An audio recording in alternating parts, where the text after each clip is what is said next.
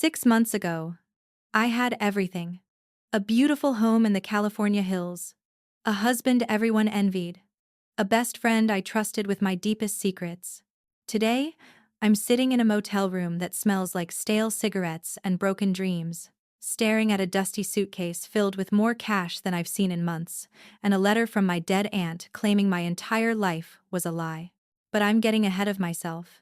Hey, before we jump into today's video, do me a quick favor, hit the like button, subscribe to the channel, and turn on notifications so you never miss out on content like this. Trust me, you don't want to be the one hearing about this late. This is the kind of story that starts with comfort and ends in survival.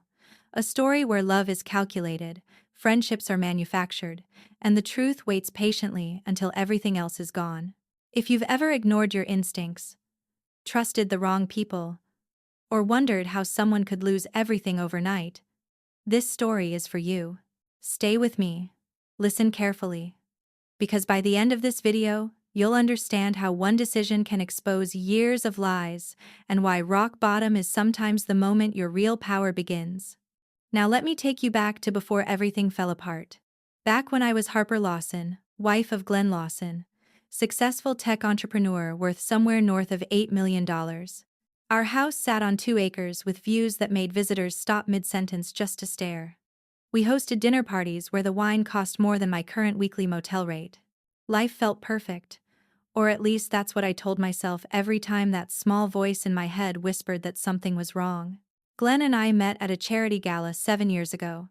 He was charming, ambitious, and seemed genuinely interested in everything I said.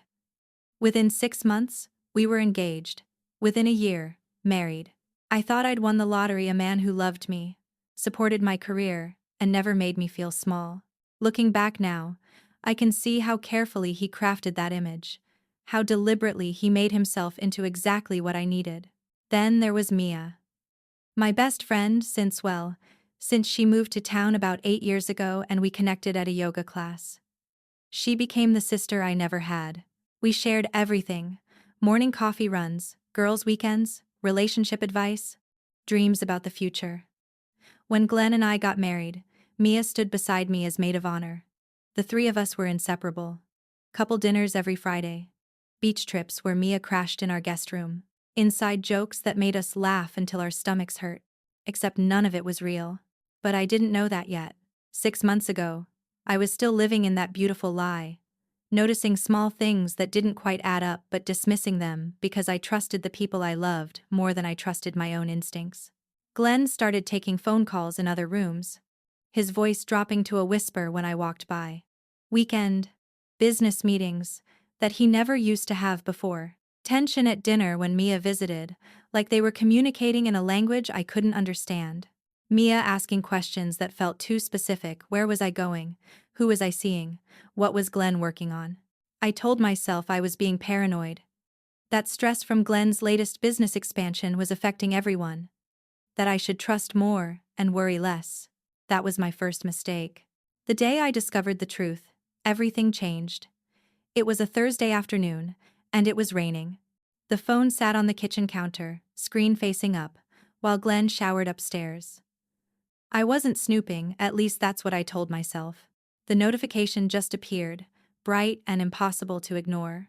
Mia. She suspects nothing. Tonight at the usual place?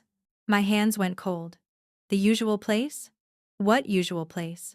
Why would Mia be texting my husband about me, suspecting something? I picked up the phone. It unlocked. Glenn never bothered with passwords at home because he trusted me. The irony of that still makes me sick. I scrolled up through their conversation, and with every message, my world crumbled a little more. Can't wait to see you tonight. She's working late. We need to be more careful. She's been asking questions. God, I can't stand pretending anymore. When are we telling her? Not yet. The divorce needs to be strategic. I need access to those accounts first. The messages went back months, maybe a year. Hotel room numbers, complaints about me being boring, predictable, in the way. Plans for their future together. Discussions about how to maximize Glenn's take in the divorce. Jokes about my naivety. My heart hammered so hard I thought it might break through my ribs. My hands shook so badly I nearly dropped the phone. I wanted to vomit. I wanted to scream. I wanted to wake up and discover this was some horrible nightmare. I heard the shower shut off upstairs.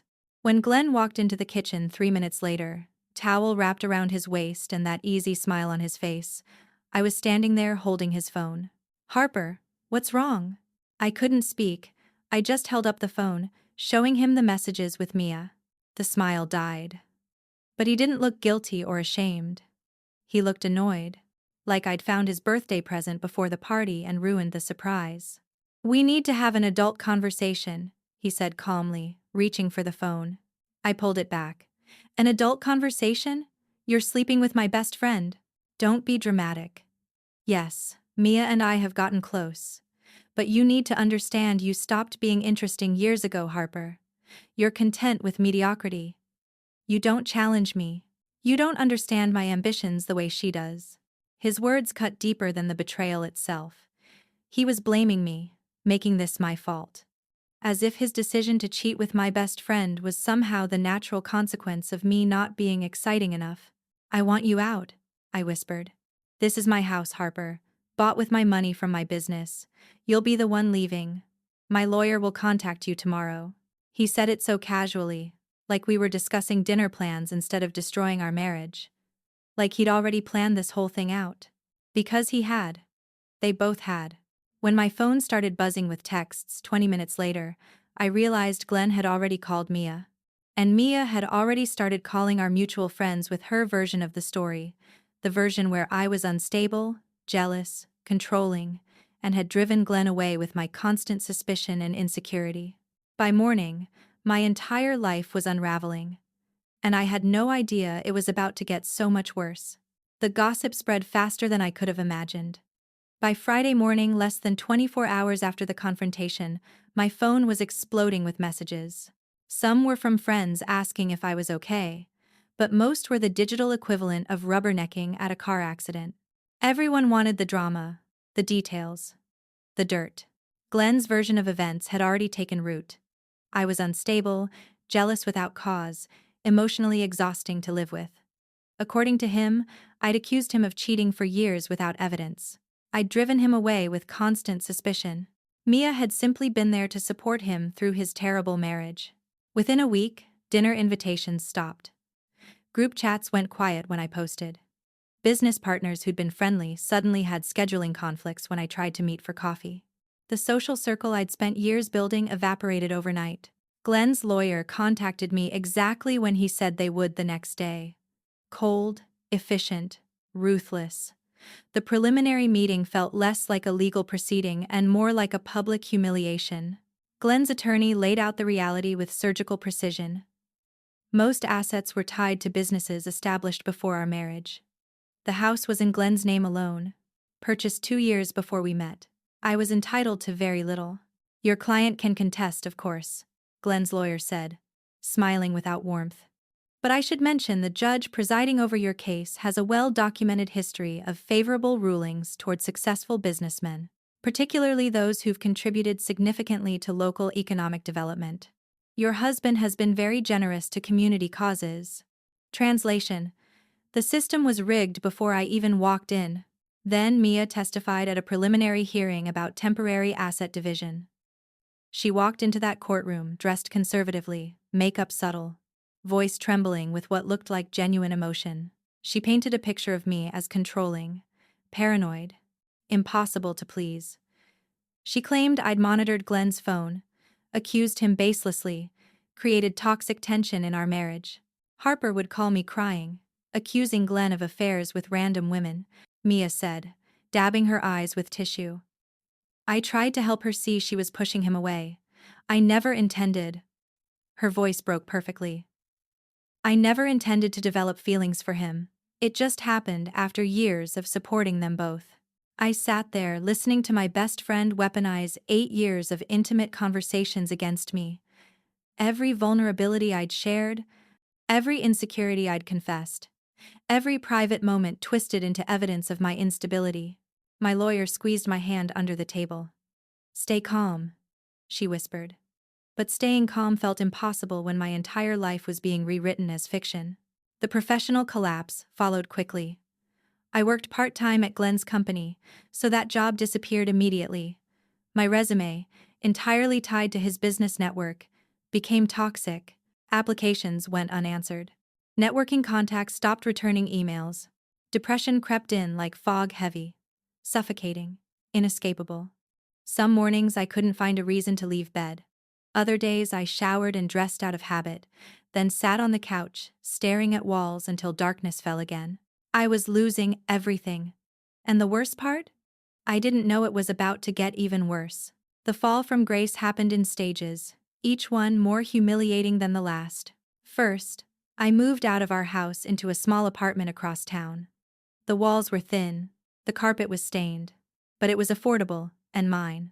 For about 3 months, I told myself this was temporary, a stepping stone. I'd find a new job, rebuild my savings, and move somewhere better. Except the job never came. The savings ran out faster than expected. Legal fees devoured what little the preliminary settlement gave me. By month 4, I was couch surfing with a distant cousin who tolerated me out of family obligation, but made it clear I was a burden. I could see it in her eyes every morning when I emerged from her guest room, pity mixed with inconvenience. After 6 weeks of that, I knew I had to leave. That's how I ended up at the Westside Motor Lodge, a weekly rate motel on the edge of the city where people came when they'd run out of options. My room was number 17. The walls were beige with water stains that looked like continents on a sad map. The carpet was brown. Whether by design or years of neglect, I couldn't tell. The bed sagged in the middle, and the mattress had mysterious marks I tried not to think about too hard. The bathroom sink dripped constantly, a rhythm that kept me awake at night. Through the walls, I heard everything. Arguments in Spanish from room 16, a crying baby in 19, the couple in 18 who fought violently every few days, followed by equally loud reconciliations. The smell of cigarette smoke seeped through the vents, even though smoking was supposedly prohibited. My daily routine became pathetic and predictable. Wake up around 10 because I had nowhere to be. Microwave instant ramen, the cheap kind that cost $2 for a 6-pack. Spend hours on my laptop applying to jobs that would never call back. Avoid eye contact with other residents when I walked to the vending machine or the shared laundry facility down the block. I carried my clothes in garbage bags because I'd sold my luggage months ago for grocery money. I counted every dollar, doing mental math before buying anything. A coffee was a luxury I couldn't afford. New clothes were out of the question. I wore the same 3 outfits on rotation, washing them by hand in my bathroom sink to save the laundromat fees. Some days, I couldn't get out of bed. The weight of everything, the betrayal, the divorce, the poverty, the loneliness pressed down on my chest like concrete. I'd lie there staring at the water stains on the ceiling, wondering how I'd gotten here, wondering if this was it. If this was how my story ended. Rock bottom, I learned, isn't a dramatic moment. It's 100 small humiliations that pile up until you can't remember what dignity felt like. That was my life the evening the package arrived. The motel clerk, a bored woman in her 50s who chewed gum and never made eye contact, handed me a box when I walked past the front desk. No return address. Just my name, written in elegant handwriting on old-fashioned brown paper. I carried it to room 17, set it on the sagging bed, and stared at it for a full 10 minutes before finding the courage to open it. Inside the package was a suitcase, old-fashioned leather with worn brass locks and straps that had seen better days. It was dusty, like it had been stored in an attic for years. When I lifted it, it was surprisingly heavy. The locks clicked open easily. I lifted the lid. Stacks of cash, bundled in neat rows. Crisp $100 bills wrapped in paper bands. The smell hit me immediately. Lavender. Faint but unmistakable. Mixed with the scent of old paper. My hands shook as I counted. 10 bundles. $10,000 each. $100,000 total. Underneath the money sat a plane ticket. Portland, Oregon. Departure date 1 week from today. And beneath that, a letter written on cream-colored stationery and handwriting I recognized instantly. Aunt Evelyn. But Aunt Evelyn had been dead for 3 years. I sat on the edge of the sagging bed, and read the letter with trembling hands. My dearest Harper, if you are reading this, then the worst has come to pass. I had hoped Glenn would prove me wrong, but I suspected his true intentions from the very beginning. Mia, too, played her part well.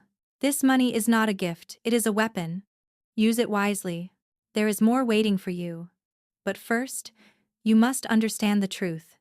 Glenn and Mia have been planning this since before your wedding. They researched you, targeted you, and manipulated every moment of your relationship. You were never paranoid, Harper. You were right to be suspicious.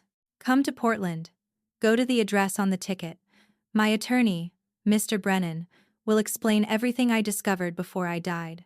There is evidence, documents, recordings, proof of things far worse than you imagine.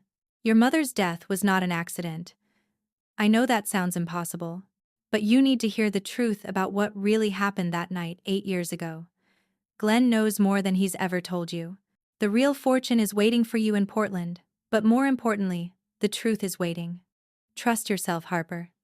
You are stronger than they ever knew. Stronger than I was. Stronger than your mother. Whatever you choose to do with this information, know that you have the power now. They can't touch what I've protected for you. With all my love and protection, Aunt Evelyn.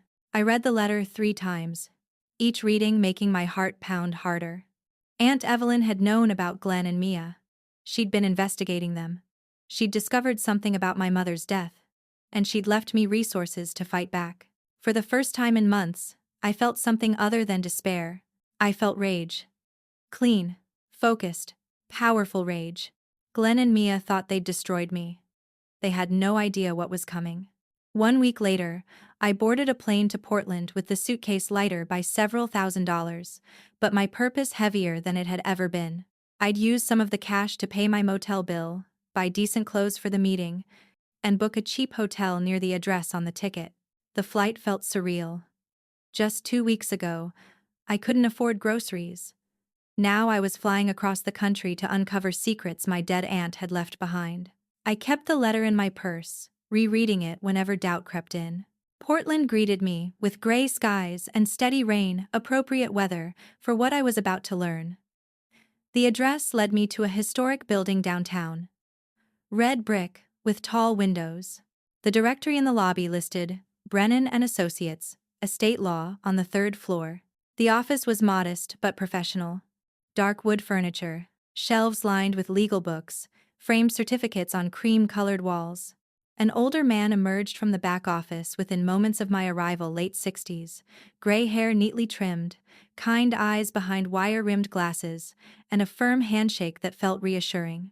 "Miss Lawson," he said warmly. "Your aunt spoke of you often. I'm so glad you came." Mr. Brennan guided me to his private office and closed the door. He didn't waste time with small talk. "Evelyn retained my services 15 years ago to protect certain family assets from potential threats," he began, settling into his chair. 3 years before her death, she became concerned about a man you'd started dating, Glenn Lawson. He slid a folder across the desk. Inside were photographs. Glenn meeting with Mia at a coffee shop. The date stamp showed 2 months before I'd even met Glenn, at that charity gala. "Your aunt hired investigators, Mr. Brennan continued. What they discovered was disturbing. Glenn Lawson had a pattern. He targeted women from wealthy families, pursued them aggressively, married them, and within a few years, divorced them with significant financial gains. He showed me more documents, financial records, background checks, email trails. Glenn had researched my family's wealth extensively before we ever spoke. He'd attended that charity gala specifically because he knew I'd be there." "And Mia?" I asked, my voice barely above a whisper. Mr. Brennan's expression darkened.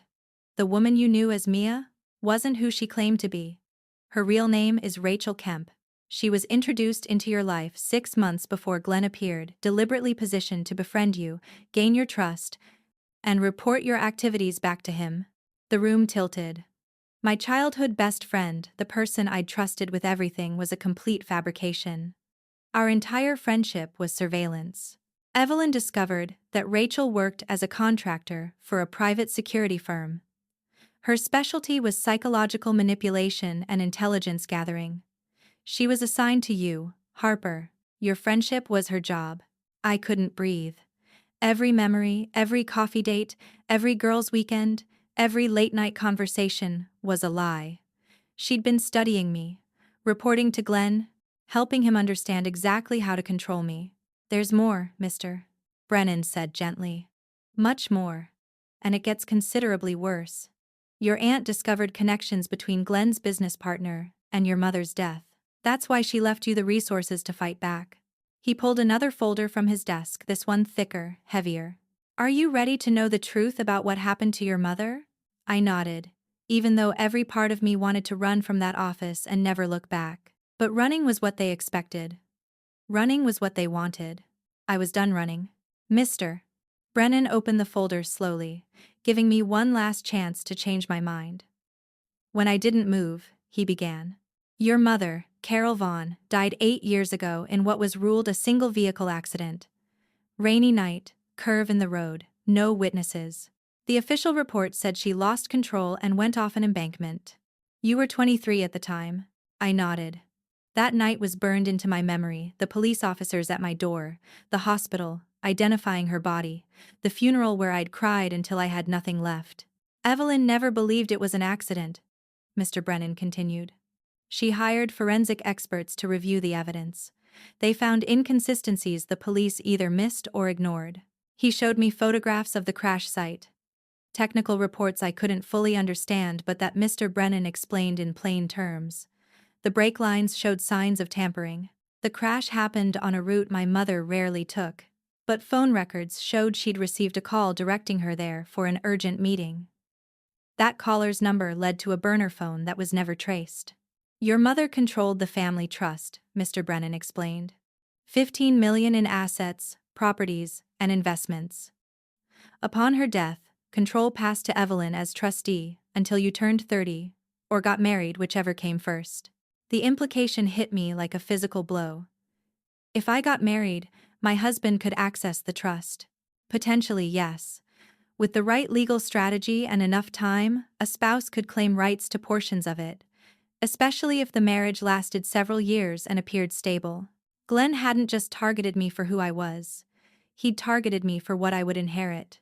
But there's more, Mr. Brennan said, his voice heavy. Your mother sat on the board of a medical research foundation.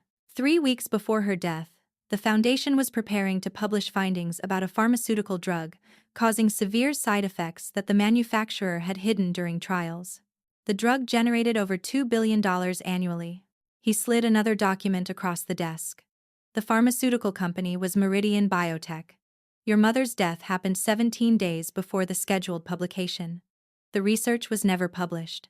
The foundation dissolved within a year due to lack of funding and internal conflicts. My hands went numb.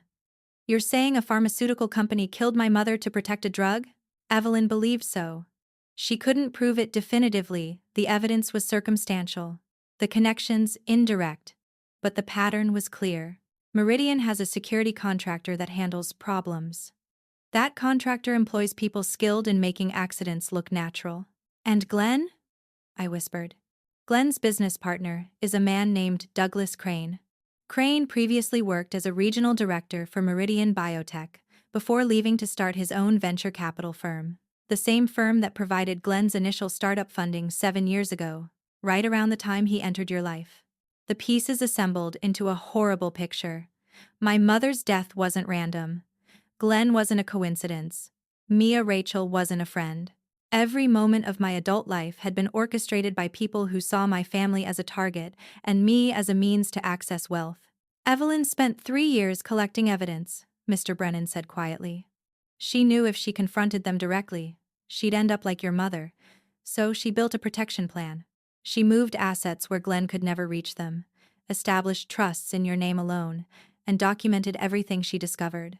He reached behind his desk and retrieved an old laptop. Before she died, Evelyn recorded a message for you. She wanted you to hear it from her. Mr. Brennan turned the laptop toward me and pressed play. The screen flickered, then showed Aunt Evelyn sitting in this very office. She looked thinner than I remembered, her face showing the strain of illness. But her eyes were sharp and determined. The date stamp read 6 months before her death. Harper, she began, her voice exactly as I remembered it, warm but firm. If you're watching this, then my fears were confirmed, and you've discovered the truth about Glenn.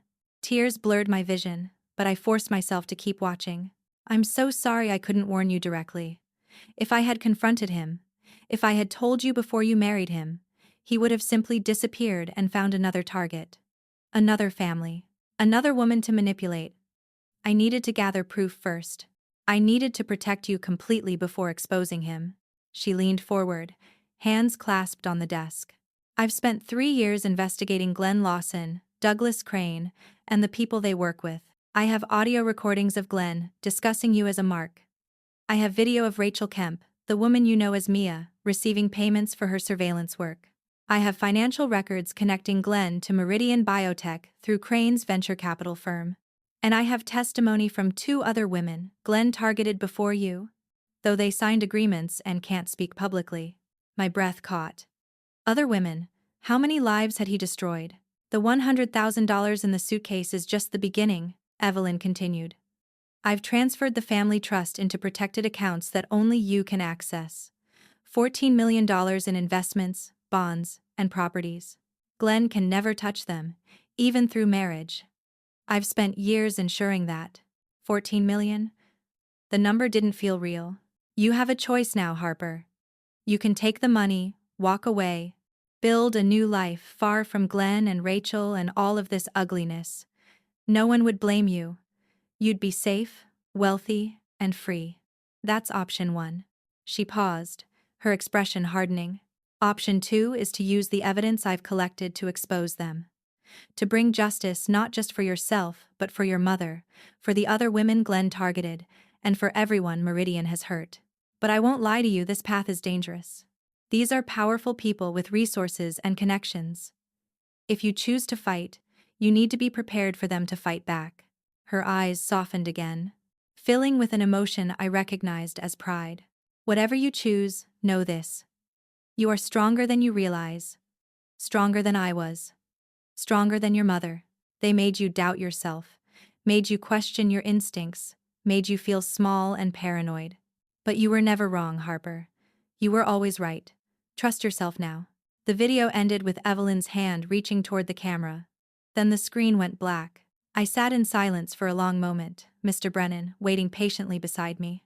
When I finally spoke, my voice was steady for the first time in months. I want to fight. I want them to pay for everything they've done. Mr. Brennan nodded slowly. Then there's someone you need to meet. Your aunt contacted the FBI 6 months before she died. Agent Maria Torres has been building a case. She's been waiting for you. Mr. Brennan made a single phone call. 35 minutes later, a woman walked into the office without knocking, mid-40s. Sharp eyes that missed nothing. Dark hair pulled back in a practical ponytail, and an intensity that filled the room immediately. Harper Lawson, she said, extending her hand. I'm Special Agent Maria Torres, FBI. I've been waiting 3 years to meet you. We moved to Mr. Brennan's conference room, where Agent Torres spread files across the table, dozens of them, each labeled with names, dates, and case numbers. Glenn Lawson and Douglas Crane are small pieces of a much larger operation. Torres began without preamble. I've been investigating Meridian Biotech and its security contractor, Vanguard Protection Services, for corporate crimes ranging from intimidation to bribery to... She paused, meeting my eyes. Murder. The word hung in the air between us. Your mother was a target because she was about to expose their flagship drug's hidden side effects. But she wasn't the only one. Torres pulled out a thick file. I have documentation on 12 similar cases over 15 years. Whistleblowers who died in car accidents.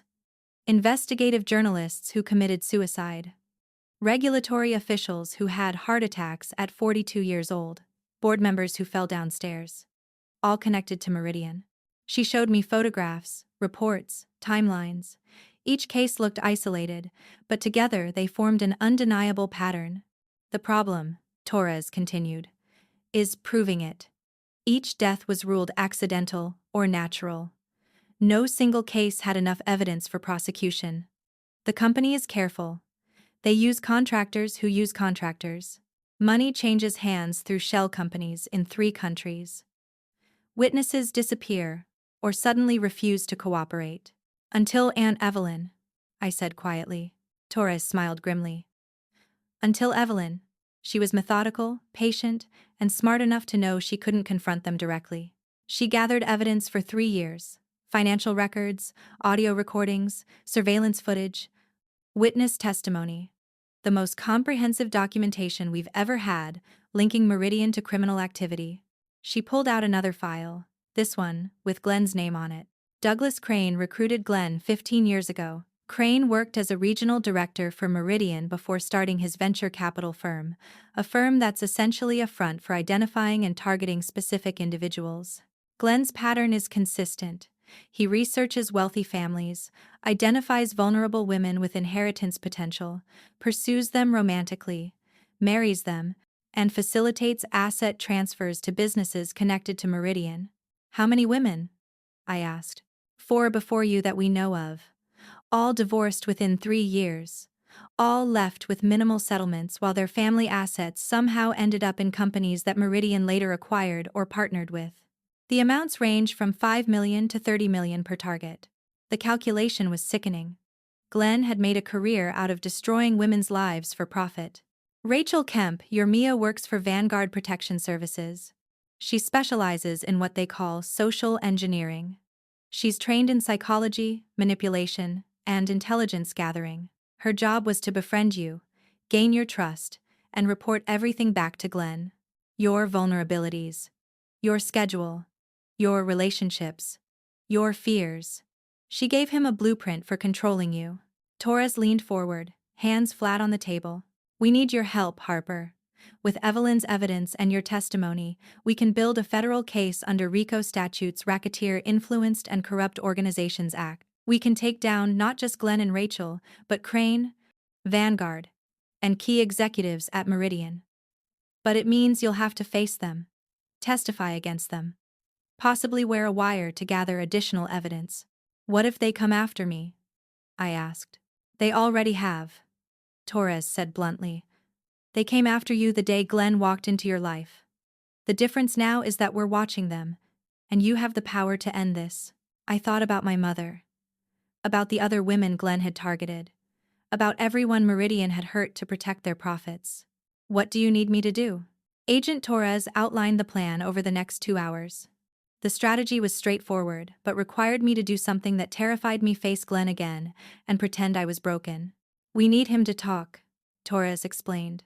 On record, with his own words. We have Evelyn's evidence, but a jury responds to direct confession. If we can get Glenn to discuss the conspiracy, acknowledge his targeting of you, reference his business arrangements with Crane, we strengthen the entire case exponentially. They flew me back to California 3 days later and set me up in a secure apartment monitored by federal agents around the clock. The walls had cameras. My phone was tapped. 2 agents stayed in the apartment next door. For the first time in months, I felt protected. An FBI psychologist spent hours preparing me for the confrontation.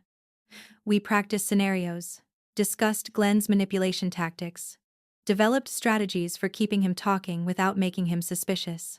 She taught me breathing techniques for when panic threatened to overwhelm me. Remember, she said, you hold all the power now. He thinks you're defeated. Use that assumption against him. On the 4th day, I sent Glenn a text from a new number.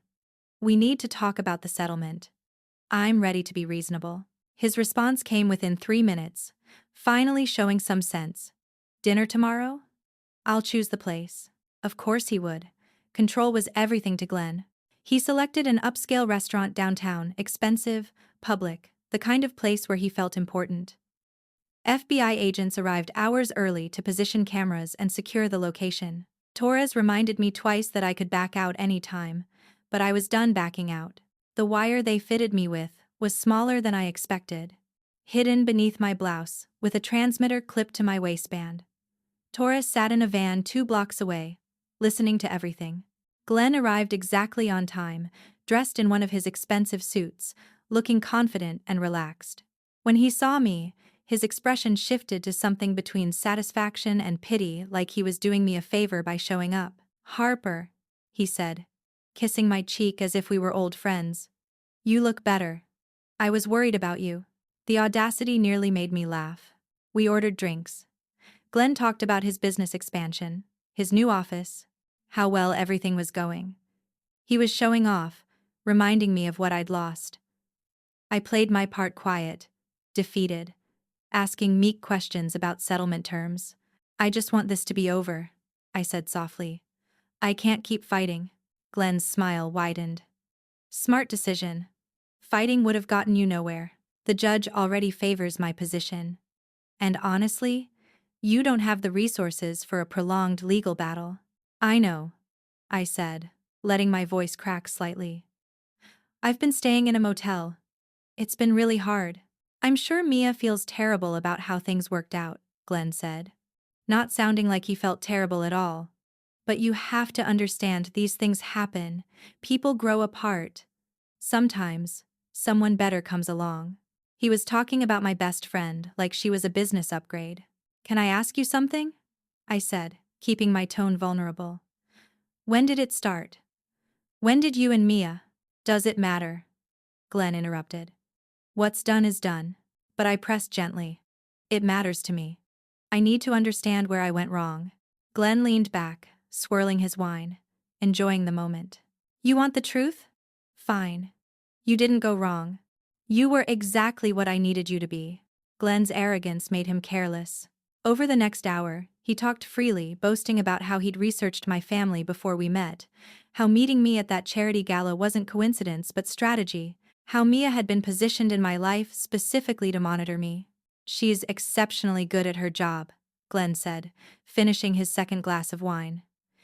You never suspected a thing. 8 years of friendship, and you believed every word. My hands clenched under the table, but I kept my voice soft. It's almost impressive, how well you planned everything. Douglas taught me to think long-term. Most people are too impatient, but the big payoffs require patience. Your family trust was worth the wait. There it was. Direct acknowledgement of the scheme. I pushed a little further. My mother's death must have complicated things. Glenn's expression flickered just for a second, but it was enough. Some obstacles remove themselves. Your aunt, though, she was more difficult. Suspicious old woman, but even she couldn't stop what was already in motion. The implication was clear. He knew about my mother. He might not have caused her death directly, but he knew, and he'd used it to his advantage. I should go, I said quietly, gathering my purse. This is a lot to process. Glenn reached across the table, touching my hand. Take your time, but remember you can't fight this. It's bigger than you. Smarter than you. Accept the settlement I'm offering and move on with your life. I pulled my hand away and left the restaurant, my heart hammering but my steps steady. In my ear, Torres whispered, Perfect. We have everything we need. 48 hours later, at dawn, coordinated FBI raids hit simultaneously across 3 states. Glenn was arrested at his home agents executing a search warrant while news helicopters circled overhead. The footage showed him in his expensive pajamas, hands cuffed behind his back, being led to a federal vehicle while neighbors watched from their doorways. Rachel Mia was arrested at a coffee shop near the airport with a packed suitcase and a fake passport. She'd been attempting to flee. Douglas Crane was taken from Meridian Biotech headquarters in front of employees and news cameras, the perp walk captured from every angle. By noon, the story had exploded, nationally. Pharmaceutical company executives, arrested in multi-million-dollar conspiracy, dominated headlines. My name appeared in reports as the key witness who'd exposed the operation. Social media erupted. The narrative that had destroyed me 6 months earlier flipped completely. I transformed from unstable ex-wife to brave whistleblower who took down corporate criminals. Former friends sent apologetic messages I didn't bother reading. Business contacts suddenly wanted to reconnect. The vindication should have felt satisfying, but mostly I just felt exhausted. The investigation revealed the corrupt judge who'd presided over my divorce had received payments from a shell company connected to Meridian. My settlement was immediately vacated. The judge faced federal charges and disbarment. Glenn and Rachel, facing overwhelming evidence and decades in prison, began plea negotiations through their lawyers. Their assets were frozen, their reputations destroyed beyond any possibility of recovery. Everything they'd schemed for was gone. 6 months later, I sat in a federal courtroom as the lead witness in the trial. I was no longer the woman who couldn't get out of bed in a motel room. I wore a professional suit, my hair was styled, and my hands didn't shake when the prosecutor called my name. Please state your name for the record. Harper Elizabeth Lawson. And I'm here to tell you about the day I discovered my entire life was a lie and how I took it back. I testified for 3 days straight. The prosecution walked me through every detail: how I met Glenn, how Mia entered my life, the years of manipulation, discovering the affair, the divorce proceedings, finding the suitcase, learning the truth about my mother's death, and finally, the recorded conversation at the restaurant. Defense attorneys tried everything to discredit me. They painted me as vindictive, emotionally unstable, motivated by money rather than justice.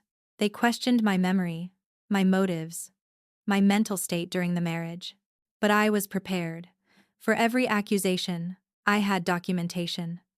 For every attack on my credibility, Agent Torres had evidence that backed up my testimony.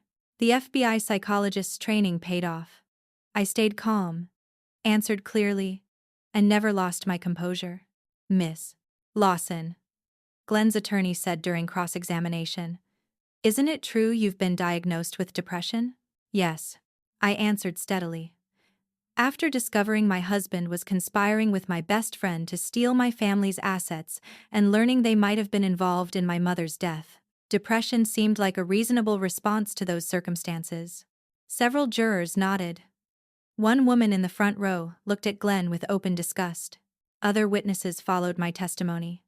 Agent Torres presented the broader conspiracy, showing how Meridian Biotech used Vanguard Protection Services to eliminate threats. Mr. Brennan detailed Aunt Evelyn's investigation and the protected trusts she'd established. Forensic experts testified about my mother's car accident, explaining how the brake tampering had been concealed. 2 of Glenn's previous targets testified via video conference, their identities protected.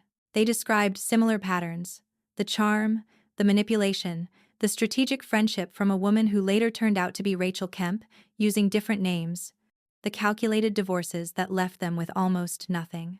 The most powerful moment came when prosecutors played the audio from my dinner with Glenn.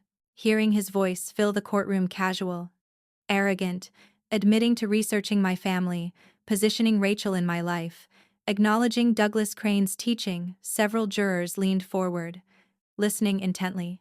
Glenn and Rachel sat at the defense table throughout the trial. Glenn maintained his entitled expression, like this was all beneath him. Rachel looked broken, crying frequently, though I couldn't tell if the tears were genuine or another performance. I felt nothing watching them, not satisfaction, not hatred, just emptiness where they used to occupy my thoughts and emotions. They were strangers, they always had been. After 2 weeks of testimony and 3 days of deliberation, the jury returned guilty verdicts on multiple counts: conspiracy to commit fraud, racketeering, obstruction of justice. For Douglas Crane and several Vanguard executives, conspiracy to commit murder. Glenn faced 20 years in federal prison. Rachel received 15. Crane got life without possibility of parole. The civil settlements came next. Meridian Biotech, facing criminal liability and lawsuits from multiple victims' families, agreed to a $2.4 billion settlement fund. As a key witness and my mother's heir, my share was substantial, but more importantly, the company's entire board was removed, and independent oversight was established to prevent future corruption. I gave one television interview, sitting across from a national reporter, telling my story in my own words.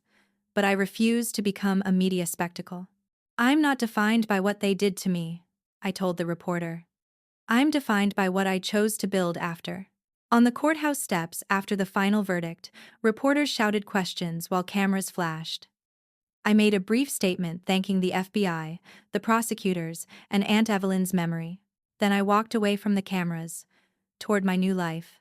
With the settlement funds and Aunt Evelyn's protected inheritance, I had resources I'd never imagined possessing.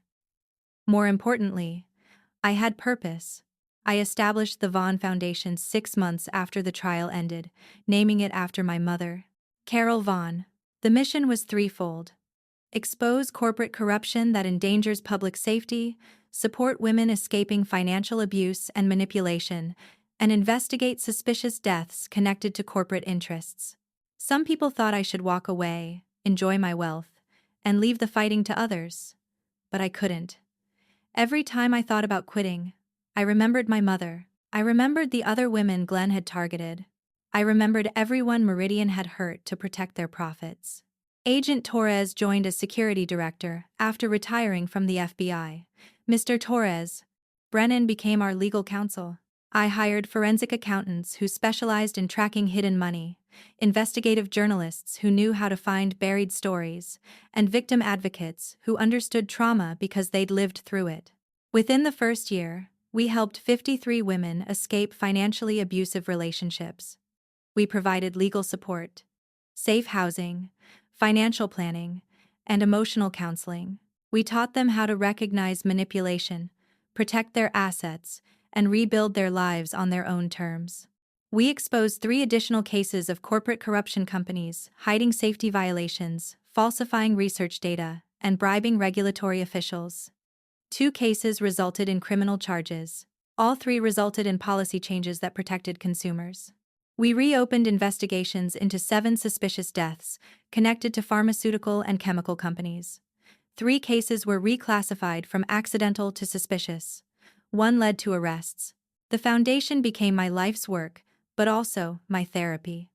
Helping others process their trauma helped me process my own. Speaking to groups of survivors, seeing their faces when they realized they weren't alone, watching them rebuild, it gave meaning to everything I'd been through. I spoke at conferences, universities, and women's organizations about recognizing manipulation, trusting your instincts, and understanding that your worth isn't determined by people who betray you. My story resonated because it was real, raw, and showed that survival was possible. The media attention was constant at first: documentaries, podcasts, magazine profiles. I used the platform strategically, always redirecting focus to the Foundation's work and other survivors' stories. I refused to let my pain become entertainment, but I was willing to let it become education. Slowly, carefully, I rebuilt my personal life. I went to therapy weekly. I formed genuine friendships with team members and people I met through the Foundation, relationships based on authenticity, not convenience or social climbing. I started dating again, someone I met through professional connections, who knew my story before knowing me and valued my strength rather than seeing me as broken. I reconnected with distant relatives on my mother's side, learning stories about Carol that gave me deeper understanding of where my resilience came from. The family gatherings were small but genuine, filled with people who actually cared, rather than people who wanted to be seen. 2 years after the trial, the Foundation hosted its first annual gala. Standing in front of donors and survivors, wearing an elegant dress but with my mother's simple necklace, I welcomed everyone. 2 years ago, I was living in a motel room, wondering if I'd ever matter again. Tonight, I stand here knowing that our darkest moments can become our most powerful purpose. 2.5 years after the trial, I received an unexpected letter forwarded through the Foundation. It came from the federal prison where Rachel was serving her sentence. She requested a meeting. She claimed she wanted to apologize and take responsibility for what she'd done. I debated for a week whether to respond. I didn't need her apology for closure. I'd already moved forward, built a new life, found peace. But curiosity got the better of me. Maybe I needed to see her one final time to confirm that chapter was truly closed. The women's federal prison was 3 hours north. I drove there on a gray Saturday morning, Agent Torres insisting on accompanying me for safety. We went through security, metal detectors, searches, and finally entered the sterile visiting room with its plastic chairs and reinforced glass. Rachel appeared 20 minutes later, escorted by a guard. I barely recognized her. Prison had been brutal.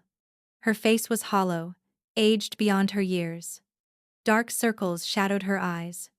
Her hair, once styled perfectly, hung limp and graying. The woman who'd specialized in manipulation and social power looked broken by a system where those skills meant nothing. We sat across from each other, separated by a small table. She tried to smile, but it came out weak and desperate. "Harper," she began, voice trembling. "Thank you for coming. I wasn't sure you would." "I almost didn't," I said honestly. She launched into what sounded like a rehearsed speech, how sorry she was, how much she regretted her choices, how prison had given her time to reflect on the damage she'd caused. But then the real reason for her request emerged. "I'm up for early release consideration in 3 years," Rachel said. "If I can demonstrate rehabilitation, show character witnesses, prove I've changed, there's a chance. I was hoping you might consider speaking on my behalf, or writing a letter. Anything that might help." There it was. Even now, even here, she was trying to manipulate me. Playing on sympathy, performing remorse, angling for what she wanted. I let her finish, then spoke calmly. "I didn't come here for your apology, Rachel. I came to see if I still felt anything when I looked at you, anger, hurt, satisfaction. But I don't. You're a stranger to me. You always were. The friend I thought I had never existed. I mourn her, but I don't mourn you." Her face crumpled, the performance finally breaking. "Please, Harper. I can't survive 15 years in here." "You'll survive," I interrupted. "People survive worse." I did. I stood to leave. Rachel reached across the table, but I stepped back. "Goodbye, Rachel. I won't be visiting again." Mr. Brennan informed me later that Glenn fared even worse in prison.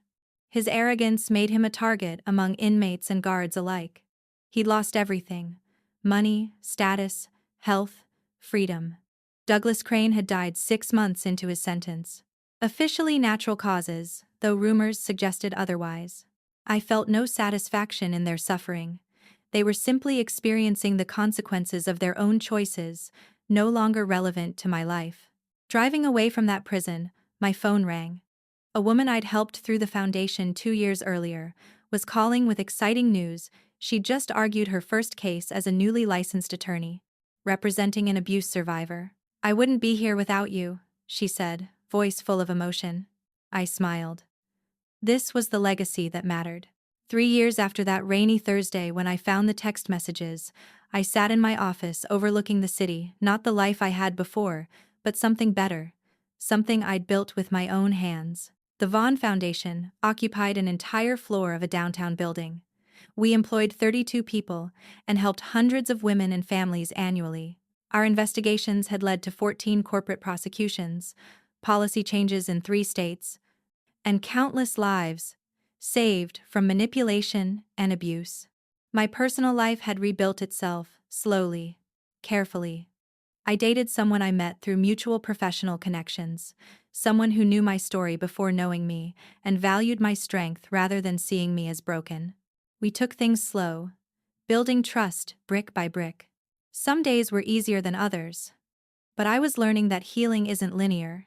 I'd reconnected with my mother's side of the family, hearing stories about Carol that gave me deeper understanding of where my resilience came from.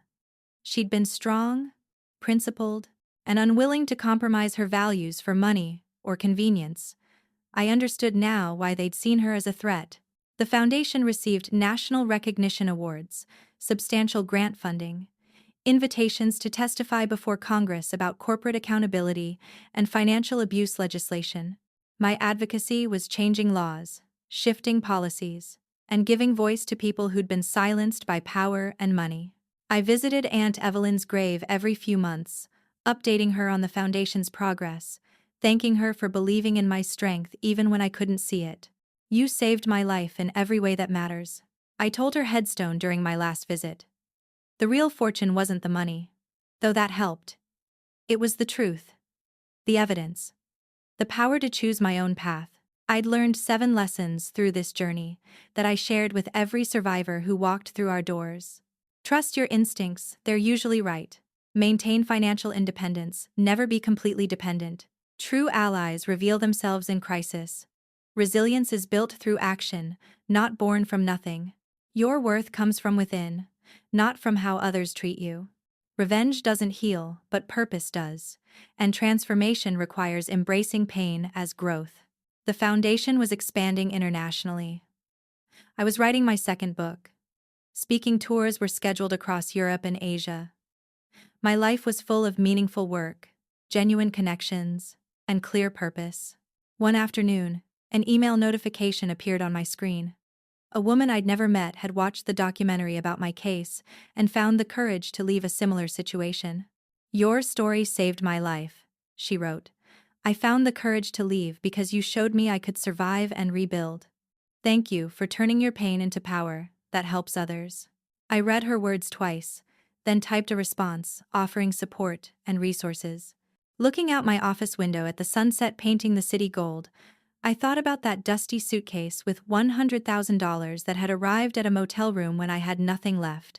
3 years ago, I was broken, terrified, and living in a room that smelled like cigarettes and failure. Today, I was exactly where I was meant to be, not because of what they did to me, but because of what I chose to become after. That suitcase didn't just lead me to a new fortune, it led me to myself. And that's the greatest wealth anyone can possess. The end. Before we wrap up, I want to thank you for being here with me through this entire journey. If this story resonated with you, if it reminded you to trust your instincts, or showed you that rock bottom isn't the end, it's just a new beginning, please consider subscribing to the channel. Share this story with someone who might need to hear it. What was your favorite moment from Harper's journey? Drop it in the comments below. And remember, your worth isn't determined by those who betray you. It's determined by how you rise after they knock you down. Until next time, stay strong.